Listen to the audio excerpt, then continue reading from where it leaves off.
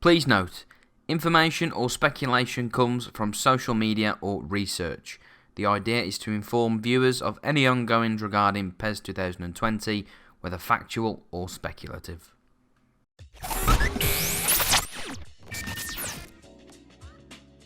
Hello everyone, my name is Cam and welcome back to another episode of PES News. Hope you are all doing okay. So today's episode is going to be a Gamescom recap. So if you did miss anything, do not worry, I'll be sure to fill you in the best I can. So firstly, after a couple of months speculating the Serie A could be in PES, it has finally been revealed that it will be licensed in PES 2020. The official badges, logo and trophy will be in the game. Now the trophy will be added in a DLC update after launch. Now usually with league licenses we do get the teams associated in that league, but the Serie A is different and it only gives you the licenses of the trophy, badges and logos. So the team licenses are to be acquired separately, but Robbie Ron has confirmed that all teams will follow for the Serie A. Next to follow is the Euro 2020 license featuring over 50 national associations. The update will be completely free in the second quarter of next year, which is around February time.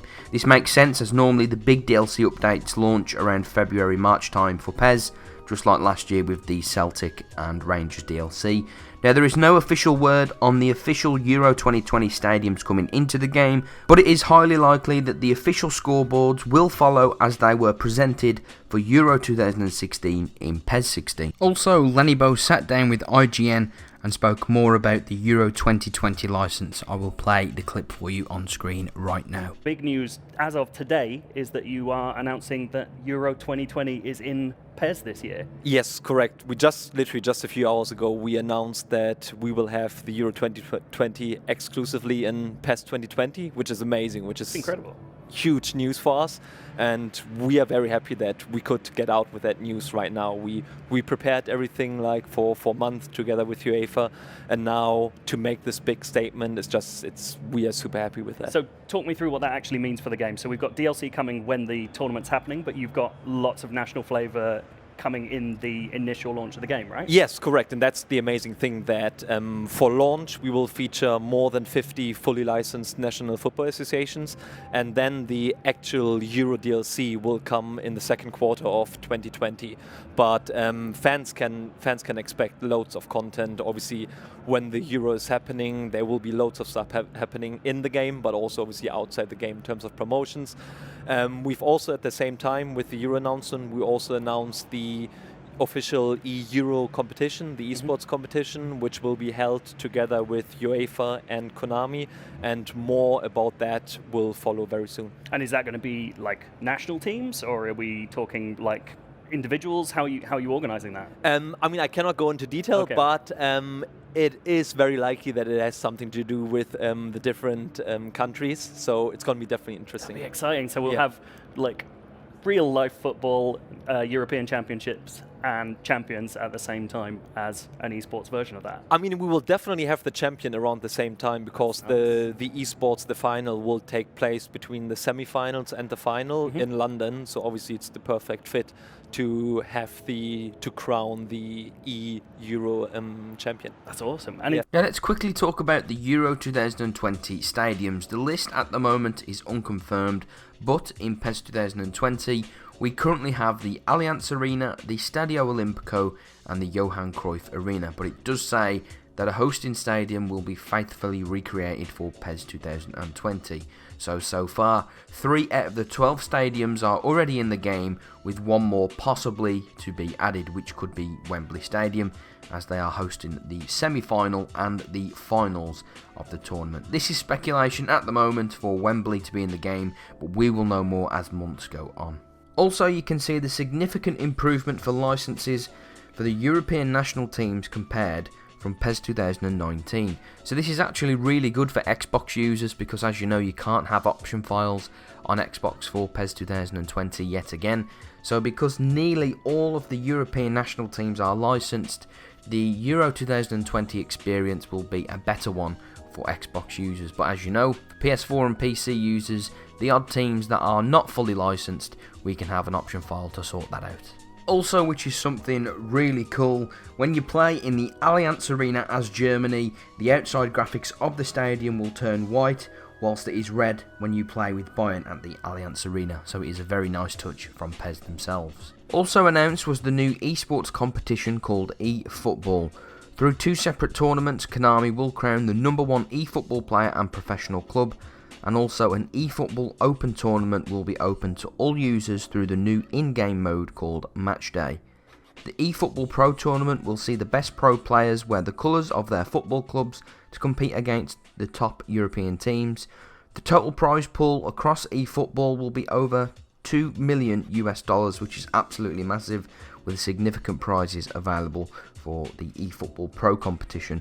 There will be additional competitions including the UEFA Euro 2020, and there is more on this timeline as you can see on screen. So PES Mobile users will be getting an update for PES 2020 Mobile in October. The update for the mobile series will bring finesse dribble, match day, enhanced graphics and much more. Other changes that are also coming to PES 2020 Mobile is that ratings for online matches are to be improved to create a competitive online experience, which they say is fair and challenging. All ratings will now be reset for the PES 2020 update in October, and monthly ratings will be removed and to be replaced with a permanent rating system. Also, Korean commentary will be added to the PES 2020 mobile game, and that the local league feature that was available in PES 2019 will no longer be available in PES 2020. So here is some answers to some frequently asked questions for PES 2020 mobile.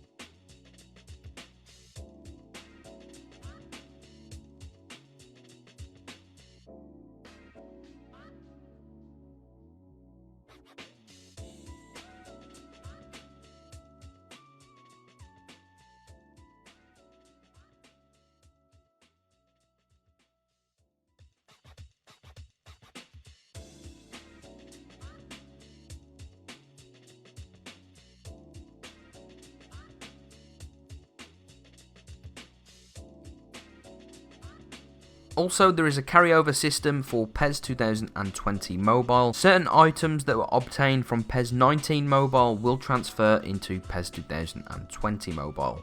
All My Club coins from PES 19 Mobile will transfer over to PES 2020 Mobile. All GP from PES 19 Mobile will also transfer, and model teams that you have chosen will still be in the game if they are in the PES 2020 update. So for example, if you chose Liverpool in PES 19 Mobile as your team, meaning using the badge and kit in game, you will have to change it because they are no longer licensed for PES 20. So a new player type called carryover players will be implemented. In PES 2019 there were 3 types of players available: base players, featured players and legend players. All base players and featured players that you owned in PES 2019 Mobile will be converted into a carryover player. The appearance, position, skills, tactics and other player data of carryover players will be the same as that of a base player. But with carryover players you will earn more GP by releasing a carryover player than other types of players. Carryover players will have their condition rating fixed to C and will not be impacted by player updates. Carryover players cannot be used in certain online events, and carryover players can receive a lower bonus than other player types in certain online events. So if a base player you obtained in PES 2019 is included in PES 2020, his player data will be updated to the data from September 2019 and will automatically be converted to a carryover player. The player's appearance, ability, skills, tactics and etc. may be updated and the overall rating may change. Now moving on to featured players you obtained in PES 19 Mobile. If the player is included in PES 2020 Mobile, The appearance, again, ability, skills, tactic will be updated to match those of their base player counterparts. If a featured player you obtained in PES 2019 is no longer in PES 2020, he will be exchanged for a random based player of the same rarity and in the same registered position from those featured in PES 2020. And lastly, any legend players obtained in PES 2019 Mobile that are not included in PES 2020 Mobile will be exchanged for a random player of the same rarity. Also, player ratings have changed for PES 2020 Mobile. When you obtain a Black Ball player now, he will start as his standard overall, so they will be playing at their exact overall straight away. So if a player is rated at 85, they will start at 85 and not 75. So any players carried over from PES 19 Mobile that are in PES 2020 Mobile that are level 30 or under will carry over as level 1 players, and any carryover players that were level 31 or above will have their level maxed out when PES 2020 goes live. Non-carryover players, which is players from PES 2019 that do not appear in PES 2020, will be exchanged for a player of the same rarity and registered position. Players received through this mechanic will be set to their max level. All players exchanged through the exchange mechanic will have their contract period set to 10 matches. Also, any users that receive an exchange player during the update will also receive 10 contract renewal tickets. Any position boost items and new player skill items will be nullified when the PES Mobile update goes live. If a player you converted into a trainer is included in PES 2020, you can use him as he is. If that converted trainer is not in PES 2020, you will be exchanged with a 3-star special trainer. Also, managers will also transfer from PES 19 Mobile to PES 20 Mobile. Basic info and tactics of that manager may change. Again, if the manager you had in PES 2019 Mobile is not in PES 2020 Mobile, you can choose to have a new manager from those that are currently featured. Also, no longer you can be able to have multiple copies of the same manager. Any managers carried over will have their contract set to 25 matches during the update, and any manager item effects used on managers from PES 2019 Mobile will be nullified for the PES 2020 Mobile update. So that's it for the PES 2020 Mobile news, and let's continue with what has been announced so far at Gamescom. At the time of me recording this video, there is still 2 days left at Gamescom for more announcements, but I am going over what has been announced so far. So if there is any more news from the remaining 2 days at Gamescom, I will do a part 2 video to update you all. The official PES page of Asia on Facebook has said that the Serie B will be coming to PES 2020 via a free DLC update.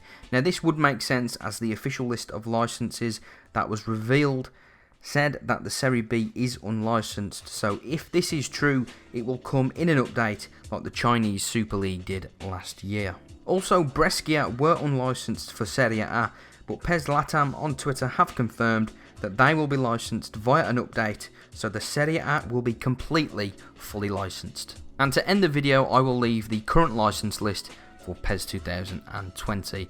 And also, I'd like to give a shout out to Kev, who has been helping me gather information for today's video.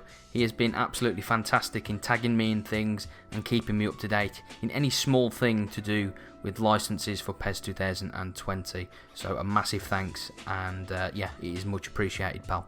Anyway, if you did enjoy today's video, please leave a like. It does let me know that you do enjoy the PES news content on the channel.